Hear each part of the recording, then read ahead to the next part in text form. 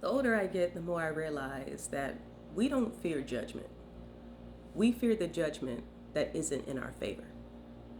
For example, let's say you have two people working for a certain company, and one person gets a promotion, the other person gets fired and let go from the company. Both people were judged, but one had a judgment in their favor while the other one not so much. So that got me to thinking, the person who got the promotion was evaluated based upon their skills, their work ethic, and if they were going to be a good fit for the promotion. The person that was let go was also judged on the same criteria. It just so happened that they didn't make the cut. So judgment is not the problem. It is when the opportunity came or when the evaluation came, was I ready? Or was I in the best position? How was I postured when that evaluation came my way? And that changed the way I viewed judgment.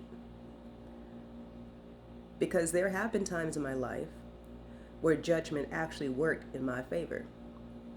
For example, many people would say to me, "You speak so well, you speak so proper."